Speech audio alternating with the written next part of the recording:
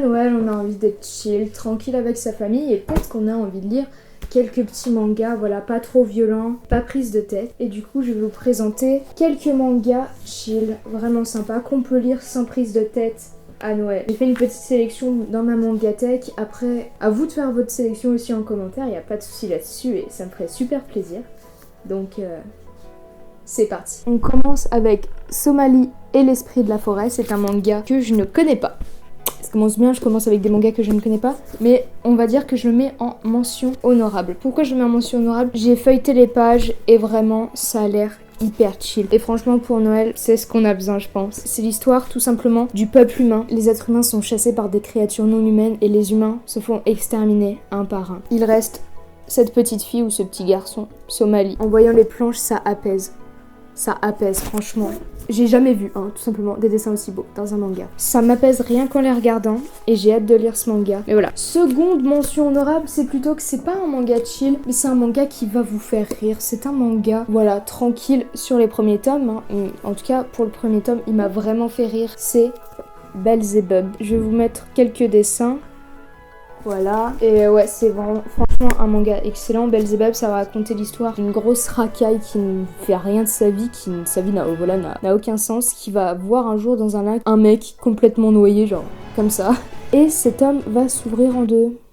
Tout bonnement, oui. Et de là va sortir un bébé, mais pas n'importe quel bébé, puisque c'est Belzebub, le bébé du diable. Et le but de notre héros sera de protéger et d'éduquer le bébé du diable pour qu'il y ait tout bonnement la fin du monde. Mais vraiment c'est un manga très absurde, très drôle. Moi je me tape des grosses barres dessus. Je préviens d'avance, il y aura quelques shoujo parce que forcément manga calme c'est souvent du shoujo. Prochain manga nous avons Rainbow Days. Donc ça celui-là c'est le manga que je conseille le plus dans cette vidéo. C'est un manga qui parle plein de potes, d'une bande de potes, de leurs aventures. Donc je vais vous lire le résumé. Natsuki le doux rêveur au romantisme assumé. Tomoya le playboy de ces dames adepte de la drague compulsive. Keiichi un véritable sadique caché derrière son éternel sourire. Tsuyoshi, l'otaku timide et légèrement gaffeur aimant lire à son rythme. Malgré leurs différences, ils n'ont qu'un but, s'amuser et profiter à fond de leur jeunesse, un concentré d'amour et d'humour. Tout simplement, voilà, ça va être l'histoire de cette bande de potes, voilà, qui sont nuls en amour, ils n'arrivent pas à draguer. Il y en a un qui se fait abandonner par une nana, il y en a un autre qui drague trop, du coup, il s'en prend plein la tronche. Enfin, vraiment, c'est des aventures vraiment drôles. C'est un manga qui va vous apaiser, qui va vous faire rire. Vous aurez un peu d'émotion en mode putain, pauvre gars, pour donc notre héros, celui-là, le premier en tout cas. Un manga avec des beaux dessins, une belle thématique, donc un peu la vie d'ado, tout simplement. Rainbow Days.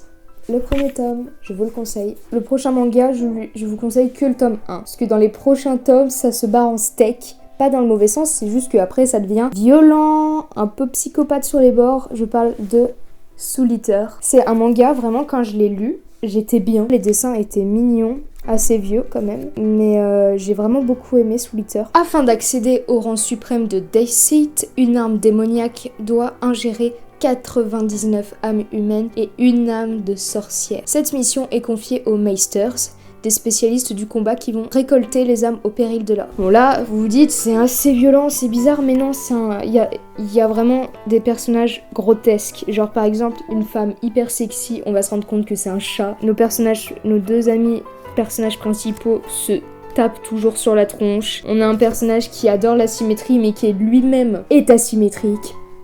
Voilà, c'est plein de petites vannes comme ça qu'on a dans le manga. Mais voilà, les dessins sont magnifiques. Je vais vous montrer une planche vraiment. C'est un manga qui a des dessins assez spéciaux, assez vieux. Mais plus les tomes avancent, plus ça va être joli.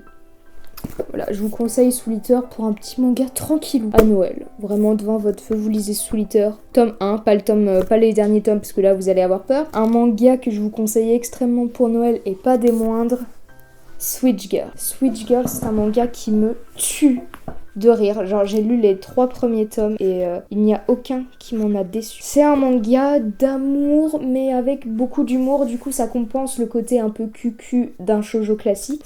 Donc je le répète pour ceux qui n'ont pas vu mes précédentes vidéos, mais Switch Girl ça va être l'histoire de Nika, une fille magnifique qui cache un lourd secret. En réalité elle ne ressemble à rien. Quand elle rentre chez elle, elle est en pyjama, elle se fait des bigoudis.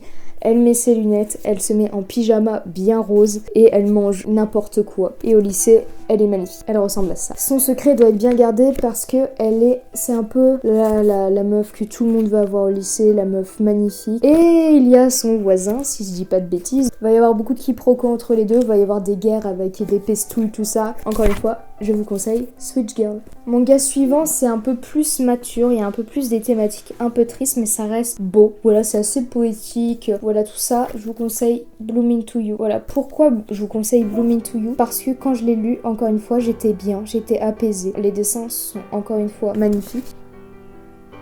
Voilà. C'est l'histoire d'une petite romance d'une nana, de deux nanas plutôt qui n'arrivent pas à aimer, une qui n'arrive vraiment pas à aimer et une qui se refuse de sortir avec des garçons. Et l'une des deux va tout simplement tomber amoureuse de l'autre. Donc c'est celle qui n'aime pas les garçons.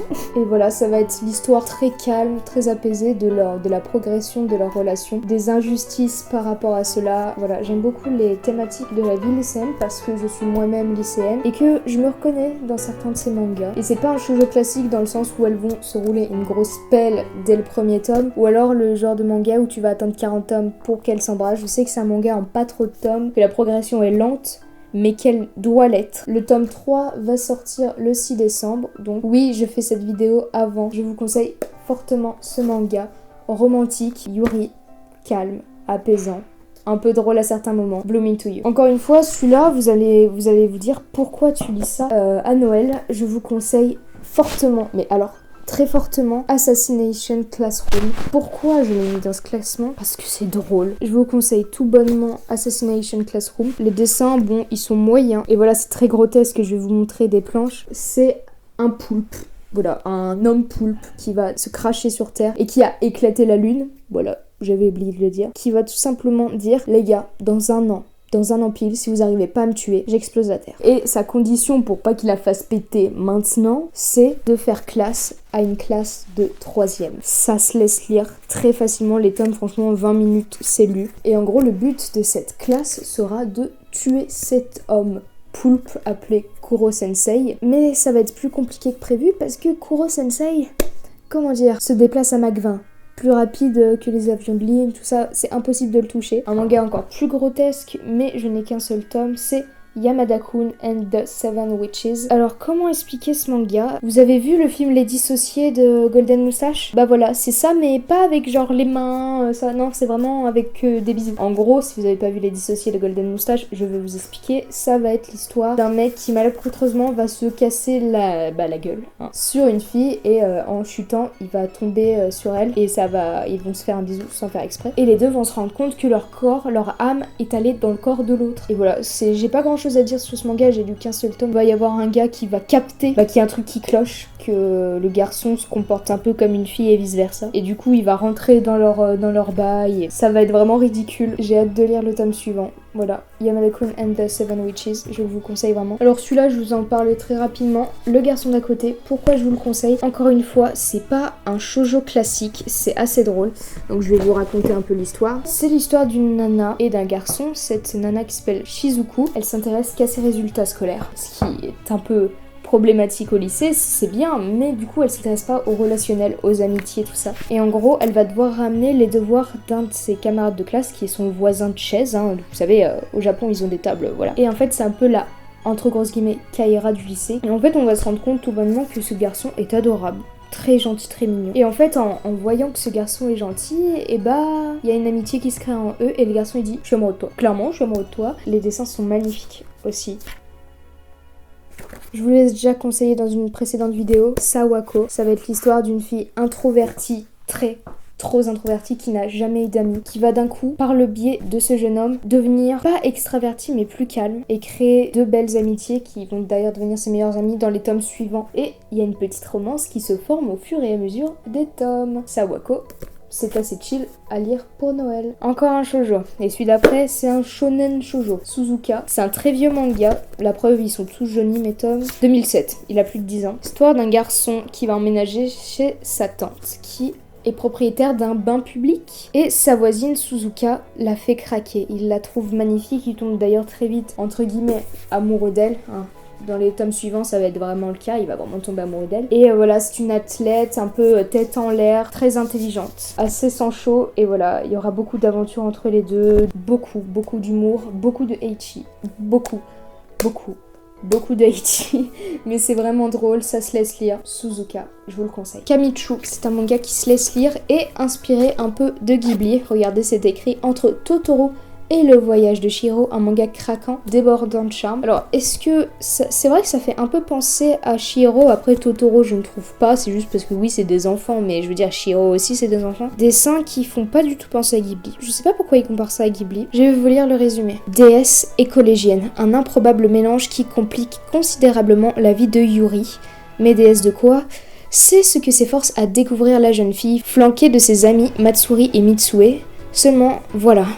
Régler les problèmes des habitants n'est pas de tout repos, sans compter que Yuri ne tarde pas à croiser le chemin de plusieurs divinités de sa ville, toutes plus farfelues les unes que les autres. Entre Totoro et Le Voyage de Chihiro, un manga craquant et débordant de charme. Donc je l'avais montré vite fait il y a 2 vidéos de ça. Il y a beaucoup de monstres de la tradition japonaise, c'est surtout ça que j'aime bien. C'est très calme, c'est vraiment les aventures de trois gamines de 10 ans qui vont découvrir les monstres, les divinités. C'est un manga en 2 tomes. Est-ce qu'il a été en arrêt de commercialisation ou pas? Je ne sais pas. Mais après, si vous voulez une lecture très calme, voire vraiment très calme, sans prise de tête, genre avant de vous coucher, je vous conseille fortement Kamichu. En plus, il y a que 2 tomes, donc foncez si vous le trouvez d'occasion pour genre 50 centimes, ça vaut franchement le coup. Voilà, c'est la fin de cette vidéo, j'espère vraiment qu'elle vous aura plu. Si t'as aimé cette vidéo, plutôt qu'à n'hésite pas à t'abonner, à liker et à commenter, ça me ferait super plaisir.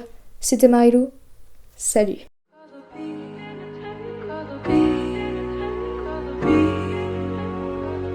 In a technicolor beat.